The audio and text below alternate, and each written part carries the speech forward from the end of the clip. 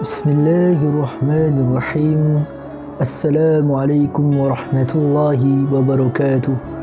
Alhamdulillah. Wassalatu wassalamu ala ashrafil anbiya'i wal mursalin wa ala alihi wa sahbihi ajma'in. Subhanaka la ilma lana illa ma 'allamtana innaka antal alimul hakim. Qala rabbi shrah li sadri wa yassir li amri wahlul 'uqdatam min lisani yafqahu qawli, amma ba'd. Alhamdulillah, bersyukur kita kepada Allah Subhanahu wa taala kerana diberikan peluang untuk meneruskan kehidupan dan diberikan untuk mendengar dan menghayati sedikit perkongsian ilmu yang akan saya sampaikan kepada kalian semua, insya-Allah. Muhammad bin Abdullah bin Abdul Muttalib merupakan seorang yang mulia yang telah diutuskan oleh Allah kepada umatnya. Baginda dilahirkan pada 12 Rabiul Awal tahun Gajah.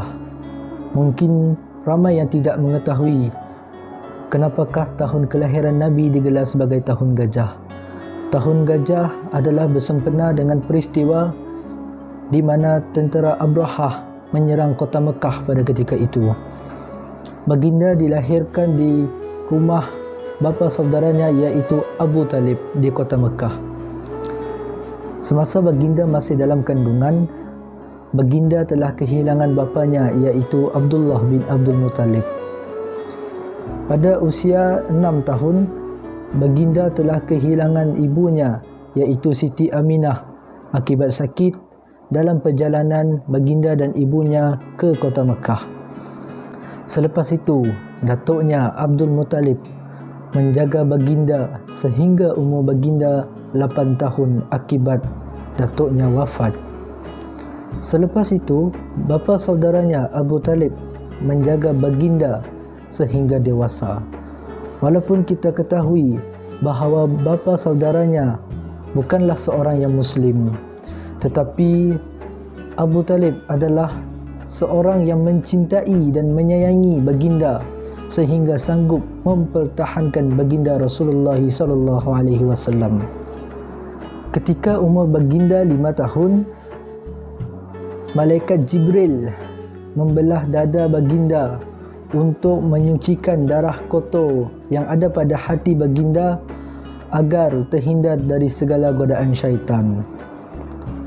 Baginda Rasulullah SAW mempunyai sifat yang sabar dalam menghadapi setiap dugaan. Seperti mana dalam peristiwa baginda dan para sahabat Zaid bin Harisah ketika dalam perjalanan ke Taif. Baginda dan sahabat ingin berjumpa dengan pembesar di daerah Taif untuk menyebarkan agama Islam. Namun ketiga-tiga pembesar itu menolak ajaran agama Islam yang dibawakan oleh baginda Rasulullah SAW. Selepas itu, pembesar tersebut mengarahkan tentera-tenteranya dan juga penduduknya untuk berbaris dan berarak untuk membaling batu dan menghina baginda Rasulullah SAW ketika baginda dan sahabatnya hendak keluar dari daerah Taif. Bahkan pada ketika itu, para sahabatnya Zaid ingin melindungi baginda Rasulullah SAW daripada terkena batu yang ditikam oleh penduduk di situ. Selepas itu, baginda dan para sahabat berehat di sepohon pokok anggur yang rindang.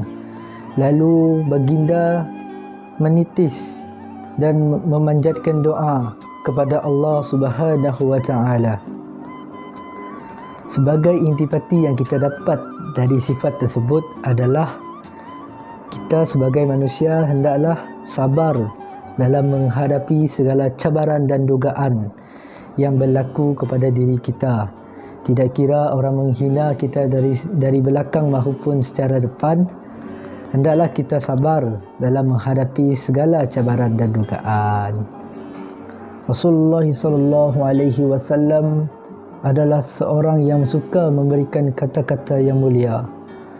At-Tabrani melaporkan bahawa seorang lelaki datang berjumpa dengan Rasulullah sallallahu alaihi wasallam dengan memberikan salam, "Assalamualaikum ya Rasulullah." Lalu baginda menjawab, "Waalaikumsalam warahmatullahi wabarakatuh." Lalu datang orang lain memberikan salam kepada baginda Rasulullah sallallahu alaihi wasallam, "Assalamualaikum ya Rasulullah warahmatullahi wabarakatuh." Lalu baginda menjawab, "Wa'alaika." Kemudian lelaki tersebut bertanya kepada baginda, "Ya Rasulullah, mengapa kamu memberi penghormatan dan menjawab salam secara berlainan?" Lalu baginda menjawab pertanyaan lelaki tersebut, "Itu tidak menjadikan perkara sia-sia." Intipati melalui sifat ini, kita sebagai manusia hendaklah menghormati dan menggunakan perkataan yang baik kepada sesiapa sahaja, kerana setiap perkataan yang keluar dari mulut kita adalah melambangkan sikap dan akhlak diri kita sebenarnya. Firman Allah Subhanahu wa taala dalam surah An-Nisa ayat 86 yang bermaksud, "Dan apabila kamu diberi penghormatan, maka balaslah penghormatan itu dengan lebih baik, atau balaslah dengan serupa." Semoga apa yang disampaikan dapat diamalkan oleh diri anda setiap hari.